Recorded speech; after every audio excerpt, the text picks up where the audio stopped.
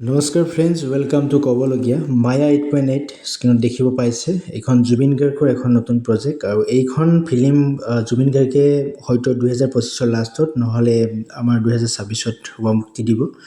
গতিকে আপোনালোকে নিশ্চয় চিকাৰ দেখিলে। চিকাৰত ইমান এটা সুন্দৰ অভিনয়ৰ ক্ষেত্ৰত হোৱা নাই, সকলোৱে জানিব পোৱা হিচাপত আমি যিখিনি আমাৰ আহিছে আমি সেইটো হিচাপত জনাইছোঁ যে ইমান এটা হিট হোৱা নাই, মানুহবিলাকে ইমান এটা ভাল পোৱা নাই চিকাৰ মুভিখন। কাৰণ মুখ্য চৰিত্ৰত যিগৰাকী জুবিন গাৰ্গ আছে আৰু জুবিন গাৰ্গক বহুতে এইটোৱে কৈছে যে তেখেতে অভিনয় কৰিব পৰা সময়ত বৰ্তমান সময়ত নাই, এনেকুৱা কৈ আছে বহুতে।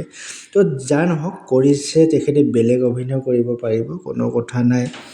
কিন্তু বৰ্তমান সময়ত মই এইটোক আপোনালোক জনাব বিচাৰিছোঁ যে ফিল্মখনৰ ক্ষেত্ৰত গতিকে এনেকুৱা এটা হৈছে যে একেটা ভুল বাৰে বাৰে যাতে নকৰে, মায়া 8.8 আহিবলগীয়া হৈছে। চ' এইটোৰ কাৰণে আমি দেখিব পাইছোঁ ছ'চিয়েল মিডিয়াত গৰিমা গাৰ্গ গতিকে জুবিন গাৰ্গৰ পত্নী, গতিকে তেখেতে এডভাৰটাইজ কৰিছে যে মেইন হিৰত ল'ব। গতিকে আপোনালোকে তেখেতৰ একাউণ্টত মেইল চেক কৰি আপোনালোকে ইচ্ছুক প্ৰাৰ্থীসকলে পঠাব পাৰে অভিনয় কৰাৰ কাৰণে।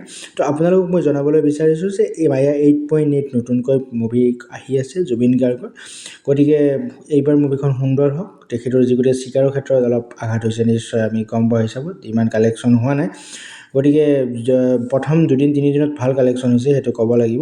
তাৰপিছত মানুহৰ ইমান সময়ৰ লাভ হোৱা নাই। গতিকে এই ক্ষেত্ৰত আপোনাক মই জনাব বিচাৰিছোঁ গতিকে তেখেতৰ নতুন মুভি পুনৰ আহি আছে, তেখেতে ভাল কাম কৰক, তেখেতক শুভেচ্ছা জনাইছোঁ। অহানৰ দিনত আমাৰ অসমক বহুত ফিল্ম দি যাওক। গতিকে এনেকুৱা ভিডিঅ' আপোনালোকে এনেকুৱা নিউজ চাবলৈ হ'লে, মোৰ এনেকুৱা আপডেট খবৰ ৰাখিবলৈ মোৰ চেনেলটো আপোনালোকে ছাবস্ক্ৰাইব কৰক, ফ'ল' কৰক। গতিকে ধন্যবাদ আপোনালোক।